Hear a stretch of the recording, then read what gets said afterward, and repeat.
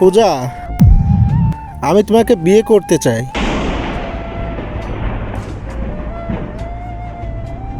বাবা বাবা, একটা লোক এসেছে, দিদিকে উল্টাপাল্টা কথা বলছে। চল তো গিয়ে দেখি। এই, কে তুমি? তোমার সাহস কি করে হয় আমার বিধবা মেয়ের সাথে এমন কথা বলার? আমি জানি আপনার মেয়ে বিধবা, কিন্তু আপনি জানেন না আপনার মেয়ে কি চায়। আমরা দুজন একে অপরকে ভালোবাসি। কি গো, চুপ করে আছে কেন? বলতে পারছো না? কি রে, কি বলছে এসব ও? হ্যাঁ বাবা, ও যা বলছে সত্যি কথাই বলছে। এক সময় আমি ওকে খুব ভালোবাসতাম, আর ও আমাকে খুব ভালোবাসতো। কিন্তু তুমি যখন আমার সাথে অন্য কারোর বিয়ে ঠিক করলে, তখন আমার সাহস হয়ে ওঠেনি আমার ভালোবাসার কথাটা তোমাকে জানাতে। আর তোমার কথা মতোই আমি অন্য কাউকে বিয়ে করে নিলাম। তারপর সব কিছু ভুলে গিয়ে আমি যাকে বিয়ে করলাম, সেও এই পৃথিবী ছেড়ে আমাকে ছেড়ে চলে গেল। আর মনোজ, তুমি আবার কেন আসলে? হ্যাঁ, তুমি কি আমাকে ভালো থাকতে দেবে না? আমি তো তোমাকে বলেছিলাম আমাকে ভুলে যেতে।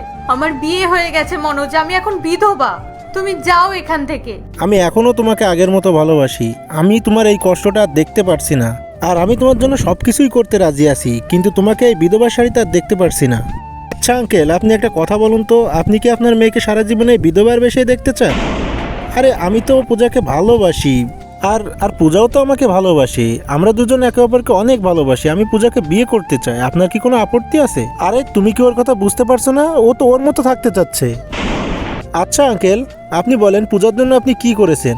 আরে আমরা চাইলে তো পালিয়েও বিয়ে করতে পারতাম, কিন্তু আপনার সম্মানের জন্য আমরা সেটা করিনি। আর এরপর কি হয় সেটা দেখার আগে আজকে দেখবো কে কে শয়তানকে হারিয়ে আল্লাহকে জিতিয়ে দেয়। যারা আল্লাহকে ভালোবাসে অবশ্যই ভিডিওটি লাইক করে চ্যানেলটি সাবস্ক্রাইব করবে, আর কমেন্ট বক্সে আল্লাহ লিখে যাবে। আর যদি শয়তানকে ভালোবাসো তাহলে লাইক সাবস্ক্রাইব করার কোনো দরকার নেই। দেখেন আঙ্কেল, এখনো সময় আছে। আমি আপনার কাছে বারবার রিকোয়েস্ট করছি।